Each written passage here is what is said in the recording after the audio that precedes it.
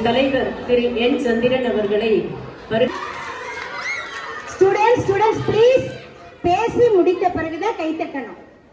திறம்பட பணியாற்றி வரும் திரு என் சந்திரன் அவர்களின் முயற்சியால் பெரும்பாலான குடியிருப்பு தேவி மேடம் அவர்களுக்கு அன்பு பரிசினை வழங்குவதற்காக எங்களுடைய பொருளாளர் மதிப்பிற்குரிய தனலட்சுமி நரசிம்மன் அவர்களை கேட்டுக்கொள்கின்றோம்.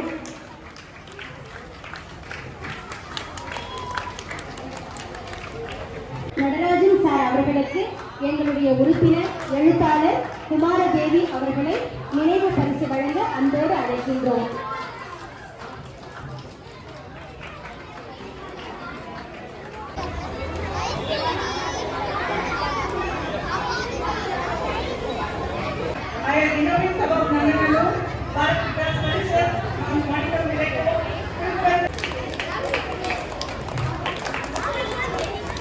அவர்கள் இன்னும் 100 ஆண்டு காண்கின்றோம். அடுத்ததாக எங்களுடைய மதிப்பிற்குரிய அன்பு சகோதரி எங்க பிரசிடென்ட் வசந்தி ராஜராஜன் கொடுக்குறாங்க. தென் கிஃப்ட் வந்து civic association Jayagopal Garodia school.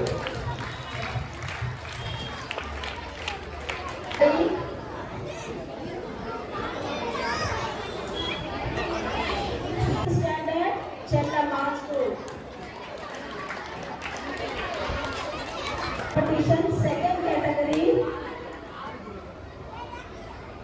N Kavya prize AH Nandika 8th standard Jayagopal Karolia School.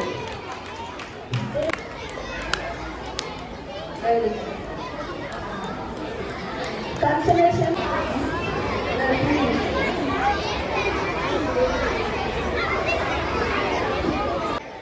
drawing competition second category consolation prize Ritika.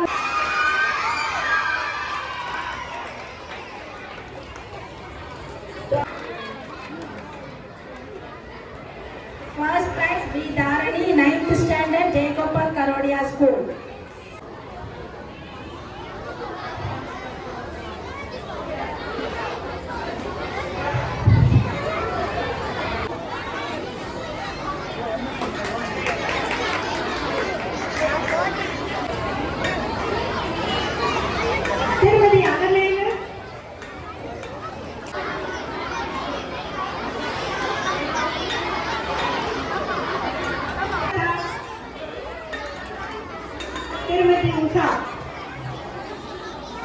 Thank you sir.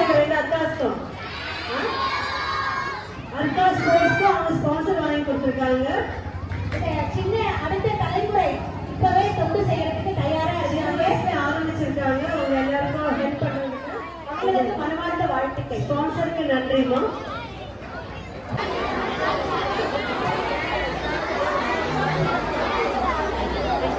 நம்ம பேசுறோம். ஏன்னா இது வந்து நங்கைநல்லூர்ல நங்கைநல்லூரே கிடையாது, இது நங்கைநல்லூர்.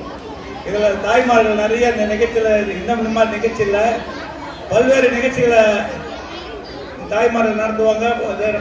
லாஸ்ட் வீக் கூட நம்ம அந்த கணேஷ் பாண்டியில அது ஒரு சமுதாய சார்பாக நடத்துனாங்க. பிராமண சங்க சார்பாக தாய்மார்கள் நிறைய வந்திருந்தாங்க. இந்த மாதிரி குழந்தைங்கள்லாம் இந்த மாதிரி இந்த குழந்தைங்களுக்கு வந்து ஒரு போட்டி நடத்தி ஒரு பிளாட்பார்ம் கொடுக்குறது ரொம்ப கஷ்டம்.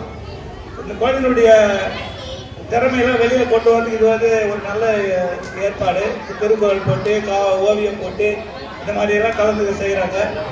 அதில் நம்மளுடைய மக்கள் வந்து சிறப்பாக இருக்கக்கூடிய இந்த பகுதி மக்கள், அதுவும் எங்கள் இன்னும் கட்ட கமிஷனர் சொல்லுவார் 15 மண்டலத்திலே 12வது மண்டலம் தான் சிறந்த மண்டலம். ஏன்னா சிறந்த நிறைய படித்தவங்க அதெல்லாம் நிறைய இருக்கும்.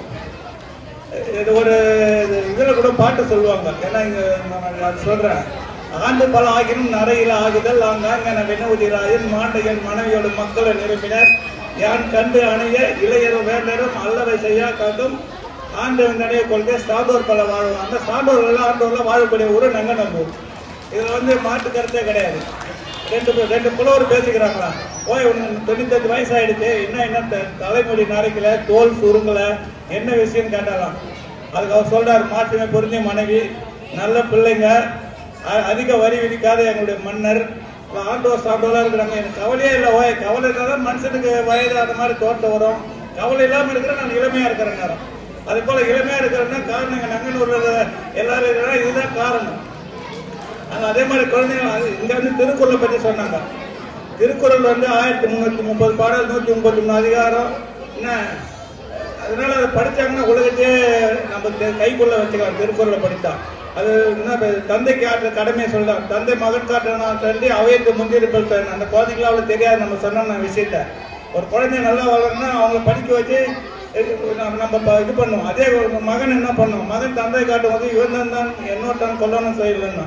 அதாவது இந்த குழந்தை வந்து ஒரு நல்ல வசதியாக இருப்போம். நம்ம பேராசிரியர் இருக்காங்க, படிச்சுட்டு வெளியில் இருக்கிறோம், ஒரு கலெக்டர் ஆகிடுறோம், நல்ல மக்களுக்கு சேவை செய்யணும். ஒன்றே சொல்லுவாங்க, அப்பா இந்த குழந்தை பக்கத்து அப்பா அம்மா என்ன தவம் பண்ணாங்க தெரியலப்பா, இது மாதிரி நல்ல உதவி செய்து குழந்தைங்க. அந்த மாதிரி குழந்தைங்க நல்ல செல்வங்கள் வரணும்.